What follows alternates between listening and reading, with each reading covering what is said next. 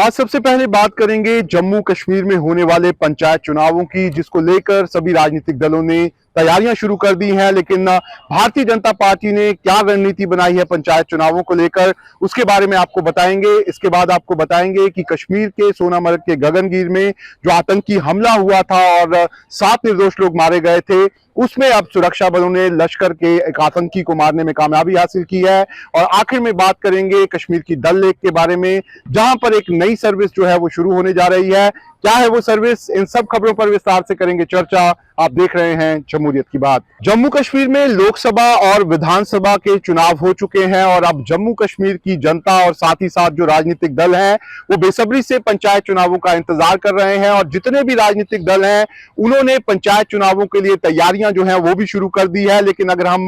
जम्मू कश्मीर में भारतीय जनता पार्टी की बात करें तो भारतीय जनता पार्टी ने अब पंचायत और जो निकाय के चुनाव होने हैं उसके लिए अपनी नई रणनीति जो है वो तैयार कर ली है। अगर हम बात करें विधानसभा चुनावों की तो उसमें नेशनल कॉन्फ्रेंस सबसे बड़ी पार्टी के रूप में उभरी थी। 42 सीटें नेशनल कॉन्फ्रेंस ने यहां पर ली थी और 6 सीटें जो है वो कांग्रेस पार्टी को यहां पर मिली थी और दोनों ही पार्टियों ने मिलकर यहां पर सरकार बना ली थी। लेकिन अगर भारतीय जनता पार्टी की बात करें तो भारतीय जनता पार्टी को जम्मू का जो पूरा ये रीजन है उसमें काफी बड़ी बढ़त जो है वो मिली थी और भारतीय जनता पार्टी 29 सीटें जीतने में यहां पर कामयाब रही थी। ऐसे में अब जल्द ही पंचायत चुनाव और निकाय के चुनाव होने वाले हैं, उसको देखते हुए भारतीय जनता पार्टी ने अपनी पूरी तैयारी जो है वो कर ली है। और भारतीय जनता पार्टी ने यहां पर निर्णय लिया है कि 16 दिसंबर से भारतीय जनता पार्टी जो है वो पार्टी कार्यालय में यहां पर जनता दरबार जो है वो यहां पर करेगी और लोग जो है उनकी क्या तकलीफें हैं, उनकी क्या मांगे हैं, उसको लेकर यहां पर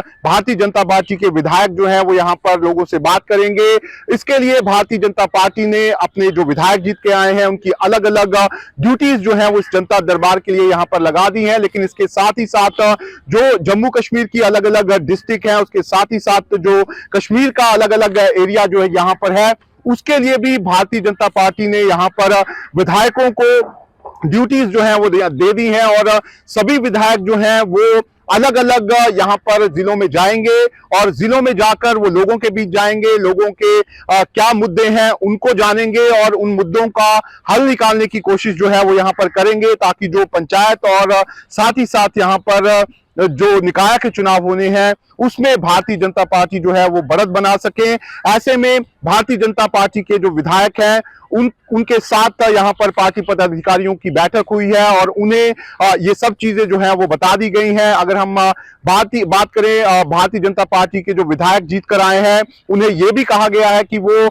1 महीने में एक बार जरूर अपना जो उनका विधानसभा क्षेत्र है वहां पर जाएं और लोगों से मिले और उनसे बात करें और जाने कि उनके क्या क्या मुद्दे हैं, ताकि उन मुद्दों को वो सरकार तक यहाँ पर पहुंचा पाए और लोगों से जुड़ने के बाद इसका फायदा जो है वो भारतीय जनता पार्टी को पंचायत चुनावों में और निकाय चुनावों में यहां पर हो सके। ऐसे में भारतीय जनता पार्टी जो है वो अपनी नई रणनीति के साथ यहां पर तैयार हो गई है। इसके साथ ही अगर हम बात करें तो भारतीय जनता पार्टी में हाल ही में अपने प्रदेश अध्यक्ष जो हैं उनको बदला है और अब सत शर्मा प्रदेश के अध्यक्ष जो हैं वो बन गए हैं। सत शर्मा कश्मीर भी पहुंचे हैं, कश्मीर में भी उन्होंने पार्टी कार्यकर्ताओं से बातचीत की है और उन्हें साफ तौर पर कहा है कि कश्मीर में भी वो चाहते हैं कि उनकी पार्टी का विस्तार हो और जो पार्टी है वो ग्राउंड लेवल पर मजबूत हो और उसके लिए उन्होंने जो भारतीय जनता पार्टी के कार्यकर्ता कश्मीर में हैं उनसे काम करने के लिए कहा है। ऐसे में अब साफ तौर पर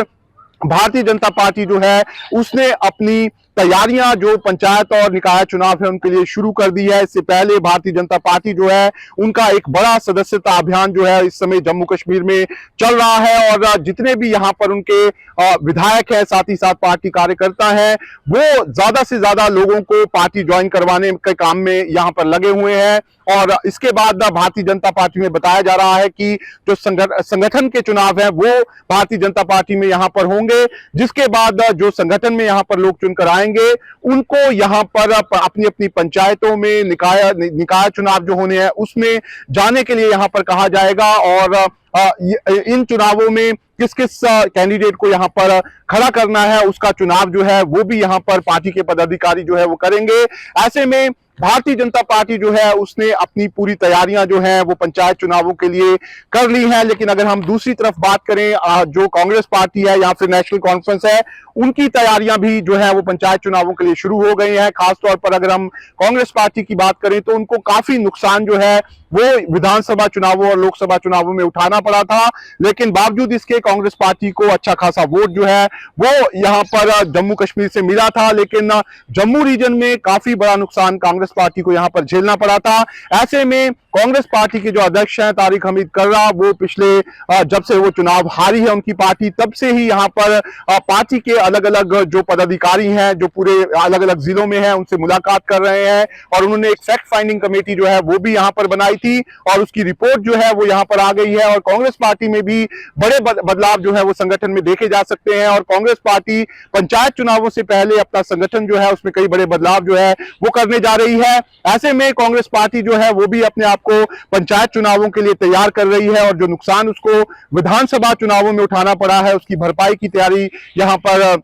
जो कांग्रेस पार्टी है वो कर रही है। लेकिन अगर हम बात करें नेशनल कॉन्फ्रेंस और पीडीपी की, तो नेशनल कॉन्फ्रेंस की इस समय सरकार है, और नेशनल कॉन्फ्रेंस को ऐसा लगता है कि जब इनकी जो सरकार है उसके बल पर वो जम्मू कश्मीर में पंचायत चुनावों में यहां पर जीत हासिल कर सकते हैं। और इसी को देखते हुए उन्होंने जितने भी अपने मंत्री हैं उनको अलग अलग जिलों में जाने के लिए कहा है, और जो यहां पर ग्राउंड स्तर के जो उनके नेता हैं उनसे बातचीत करने के लिए कहा है। और बताया जा रहा है कि उनकी रिपोर्ट आने के बाद नेशनल कॉन्फ्रेंस जो है वो अपने जो यहां पर कार्यकर्ता हैं और जो नेता हैं उनको पंचायत चुनाव के लिए यहां पर टिकट देगी। ऐसे में सभी राजनीतिक दल लगभग उन्होंने अपनी तैयारियां जो है वो पंचायत चुनावों के लिए यहां पर शुरू कर दी है। और एक बार फिर जम्मू कश्मीर में बताया जा रहा है कि जनवरी के महीने में कभी भी इलेक्शन कमीशन जो है वो पंचायत चुनावों की तारीख जो है उसका अनाउंसमेंट कर सकता है, और एक बार फिर जम्मू कश्मीर में यहां पर जो चुनावी रंग है वो यहां पर देखने को मिलेगा। अब बात करते हैं जम्मू कश्मीर में चल रहे सुरक्षा बलों के ऑपरेशंस की, जिसमें सुरक्षा बल लगातार आतंकियों के खिलाफ ऑपरेशन चला रहे हैं और सुरक्षा बलों को बड़ी कामयाबियां जो है वो भी यहां पर मिल रही हैं। अगर हम बात करें कुछ दिन पहले की, तो कश्मीर का जो सोनामर्ग का गगनगीर इलाका था वहां पर लश्कर के आतंकियों ने एक कंस्ट्रक्शन कंपनी के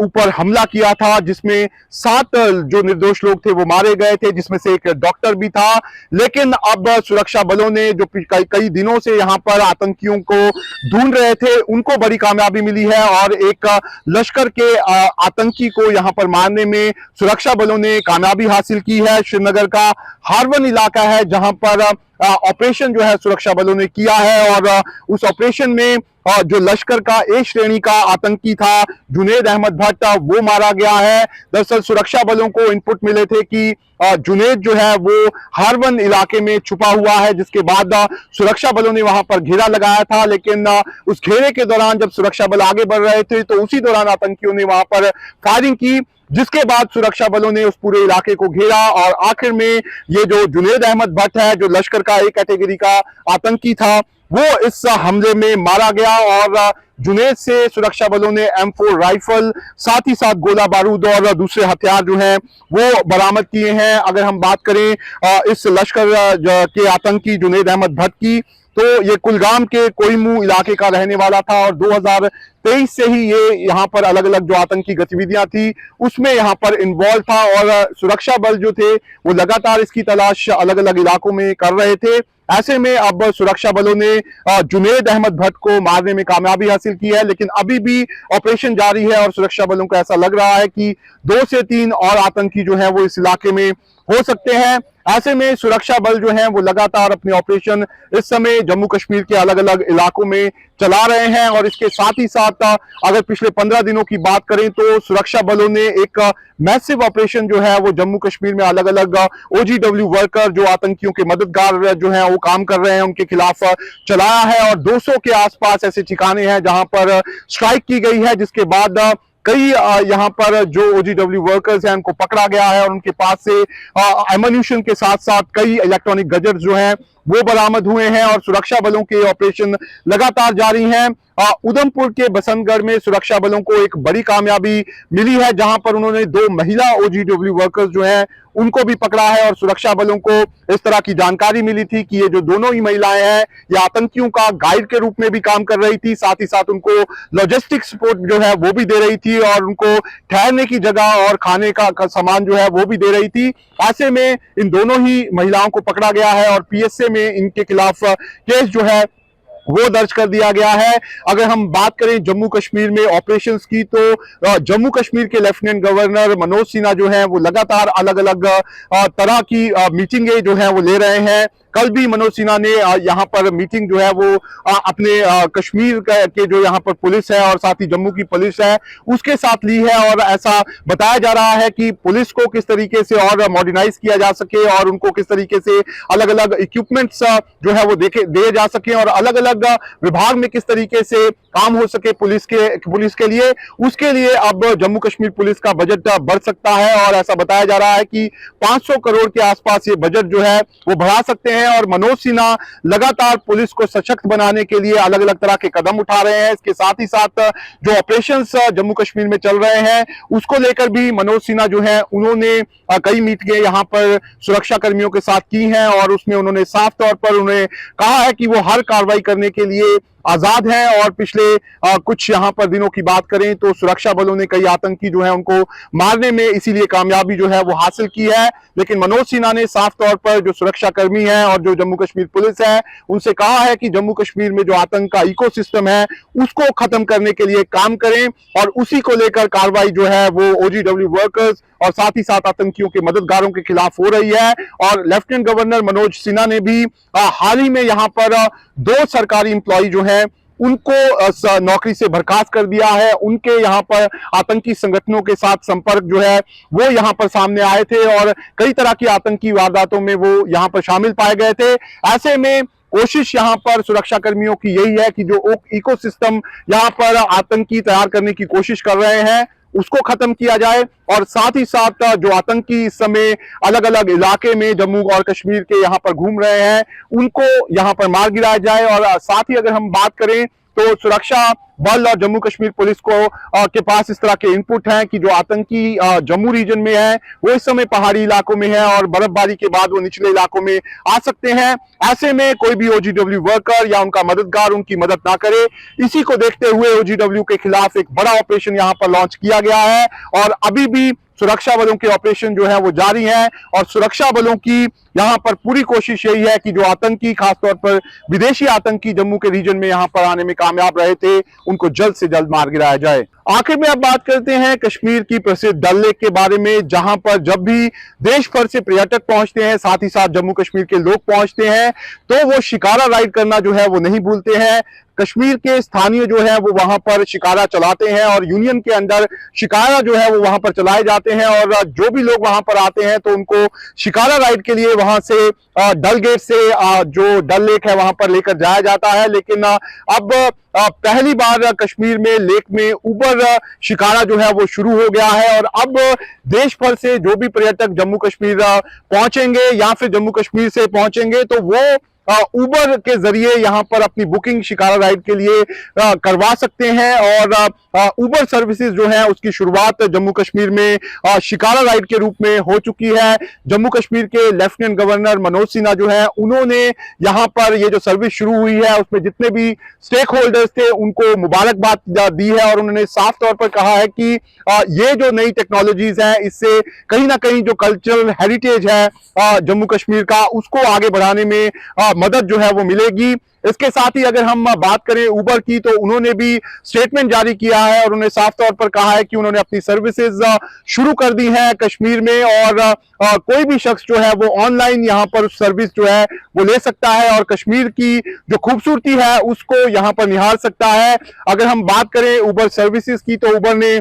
साफ तौर पर कहा है कि कोई भी जो पर्यटक है या फिर कोई भी यहाँ पर जो लोग हैं वो उबर के जरिए शिकारा राइड बुक कर सकते हैं। उन्हें ये राइड जो है वो 12 घंटा पहले बुक करनी पड़ेगी। उबर ये राइड जो है वो 1 घंटे के लिए यहाँ पर बुक करेगा और इसी तरीके से जो भी यहाँ पर लोग आएंगे वो उबर के जरिए अपनी सर्विस जो है वो ले सकते हैं और शिकारा राइड जो है वो यहाँ पर कर सकते हैं। और इसमें खास बात यह है कि जो रेट्स यहाँ पर यूनियन के जरिए लोगों को मिला करते थे उसी तरीके के रेट्स जो है वो उबर यहाँ पर देने जा रहा है। और उबर ने जो लोग जो शिकारे वाले उनके साथ यहाँ पर जुड़ रहे हैं उनके लिए भी ये रखा है कि जो पैसा उनको यहाँ पर मिल रहा था उसमें उबर किसी तरह का कोई कट जो है वो नहीं लगा रहा। ऐसे में एक तरह से जम्मू कश्मीर में जो पर्यटक हैं उनको सुविधा मिल सके और साथ ही साथ तो जो जम्मू कश्मीर में खासतौर पर जो शिकारे वाले हैं उनको यहाँ पर उनके जो शिकारे हैं उनमें पर्यटक आ सके, उसको देखते हुए ये सर्विसेज जो है वो शुरू की गई हैं। और जम्मू कश्मीर के लेफ्टिनेंट गवर्नर मनोज सिन्हा जो है उन्होंने इस कदम को आगे बढ़ाया है। और जो जितने भी स्टेक होल्डर हैं जब ये प्लानिंग वो कर रहे थे उसमें मनोज सिन्हा जी जो है उन्होंने एक बड़ा रोल अदा किया है। ऐसे में अब जम्मू कश्मीर में जो भी शिकारा राइड करने के लिए यहाँ पर पहुंचेगा वो पहले ही घर से आते ही यहाँ पर अपनी शिकारा राइड जो है वो ऑनलाइन यहाँ पर बुक करवा सकता है। ऐसे में एक बड़ी सर्विस जो है वो अब डल लेक में सभी पर्यटकों के लिए शुरू कर दी गई है। और अब कोई भी अगर पर्यटक जम्मू कश्मीर आना चाहता है और शिकारा राइड करना चाहता है तो वो इस ऑनलाइन सर्विस का फायदा उठा सकता है। जमहूरियत की बात कार्यक्रम हम आप लोगों के लिए बना रहे हैं और कोशिश कर रहे हैं कि जम्मू कश्मीर की वो खबरें जो आपके लिए जानना जरूरी है वो आपको इस कार्यक्रम में दिखाएं। आपको हमारा कार्यक्रम कैसा लग रहा है, अपनी राय कमेंट बॉक्स में जरूर दें।